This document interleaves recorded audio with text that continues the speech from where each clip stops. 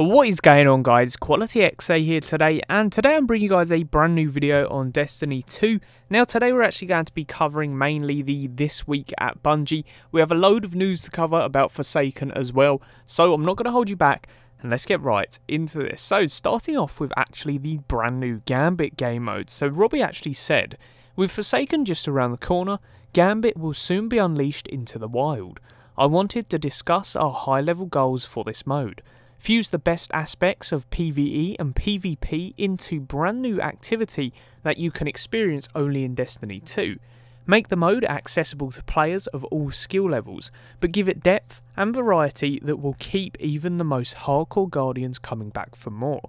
There's always a role to play, whether it's slaying enemies, scooping up moats, or invading. There's always a way to contribute to your team's success. Communication isn't required, but strategy and quick thinking are just as important as thumb skill.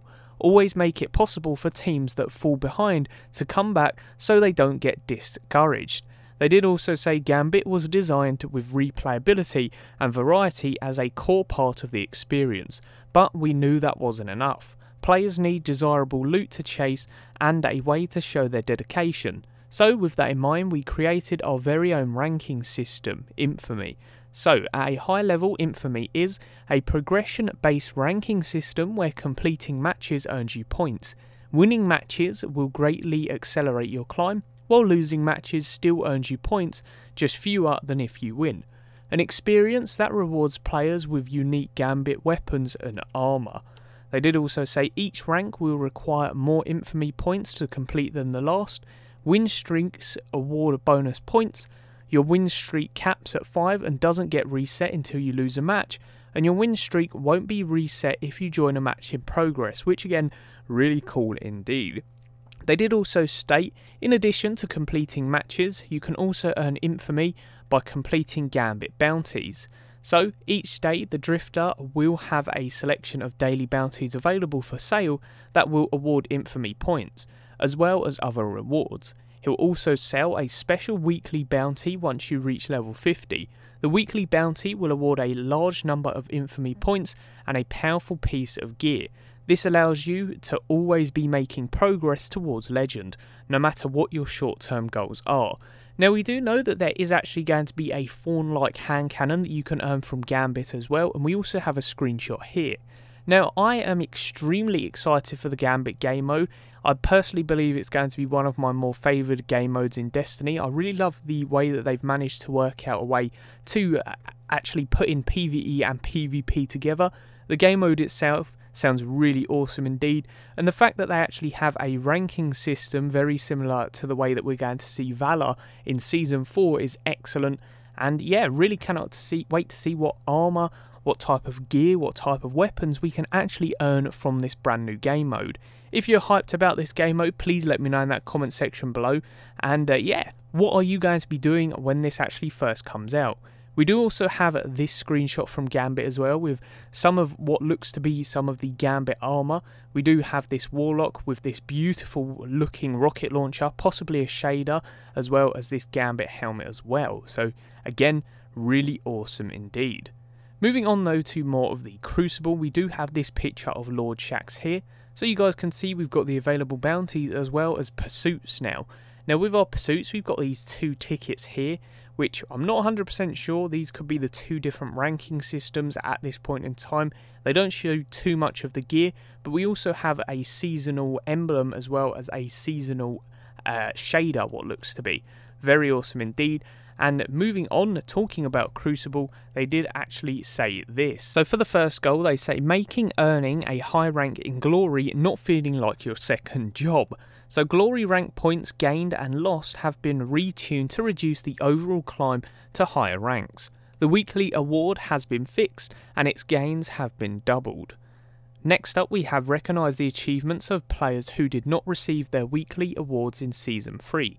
So players who completed in Season 3 will earn bonus rank points for completing their first match in Season 4. It does not require completion of any previous weekly milestones. And then we also have encouraged more players to strive for higher glory ranks. So for changes, we have losses in competitive playlists no longer reset your Valor win streak. Radar has been re-enabled during competitive gameplay. Control and clash modes have been added to the competitive playlist. Lost streaks have been removed, and we are currently investigating an issue with reconnections going to competitive Crucible for players who encounter an error mid-game. This will not be available at the launch of the Forsaken, but they are looking to add it as a patched post-launch. Next, they did also say they're removing the time pressures associated with glory ranks, so Pinnacle Crucible rewards are now awarded via quest. Some of these quests will ask you to engage with Valor or Glory ranks. These quests will not go away at the end of the season. Next we have Redrex's Claymore is actually being retired in Season 4. Players who already earn this weapon will still be able to use it and equip it, and players will be unable to earn Redrex's Claymore beyond Season 3. They do also say that Shaxx will offer a new quest that players can complete to earn the Redrex's Broadsword, a companion weapon to Redrex's Claymore.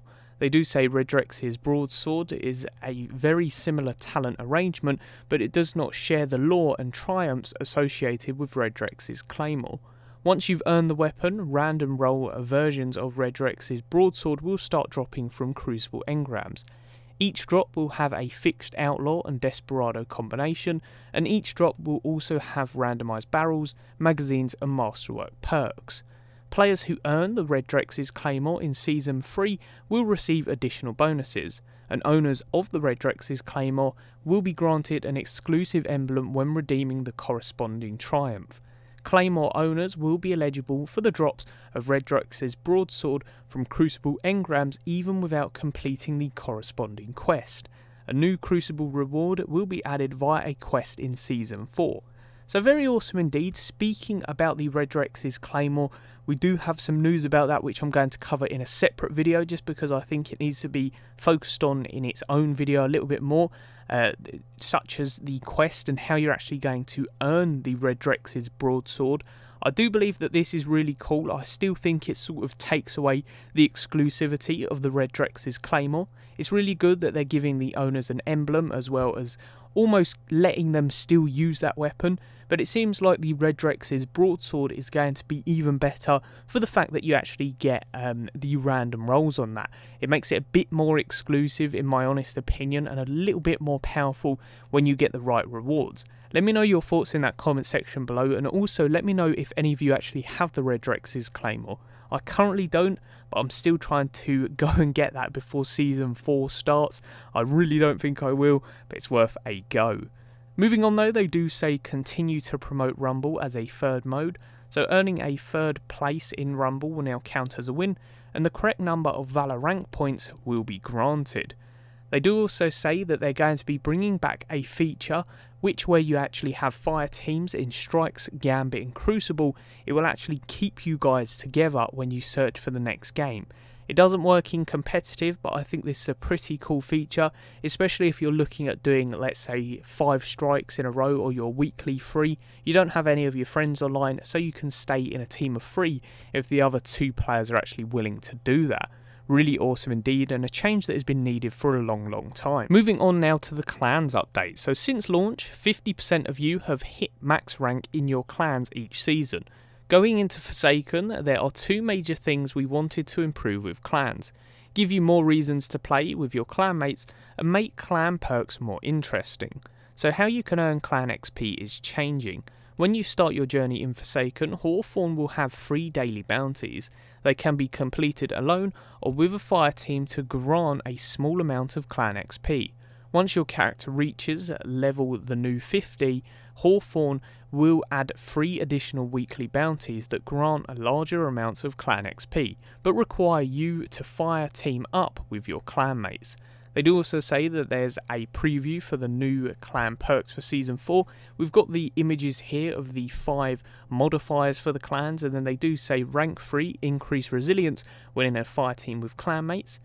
Rank 5 grants a chance to receive an additional Etheric and Bayron resources when collecting them in the reef.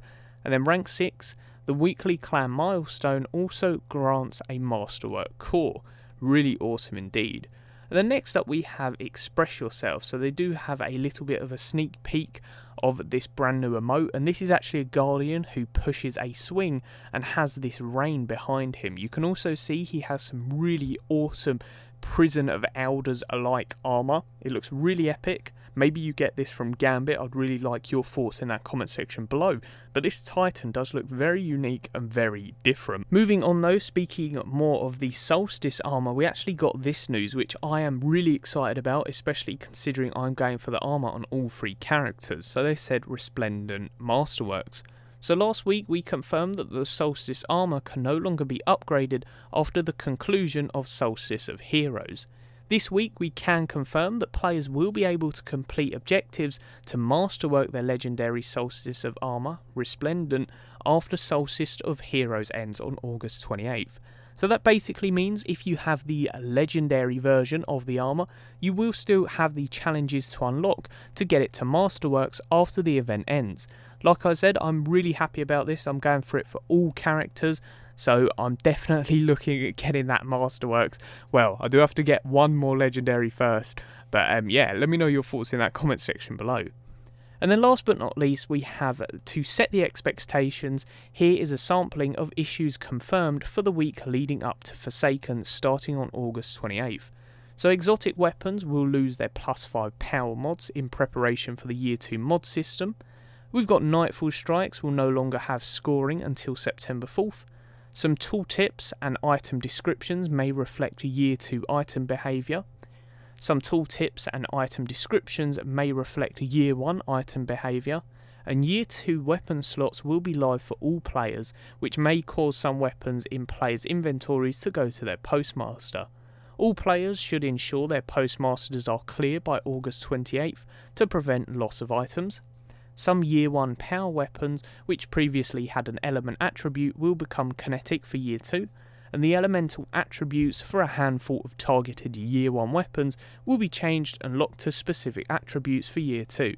All other Year 1 energy and power weapons in players' inventories will have their elemental attributes locked for Year 2. But yes guys, that is pretty much the video. I know there was a lot to take in, but some good juicy information. Like I said, I'm really looking forward to Gambit and the bounties in that. And yeah, I really cannot wait to see what you guys think of the Forsaken. Are you excited? Have you got some days off? Let me know in that comment section below and smash that like button. But as always, peace out, and I hope you enjoyed.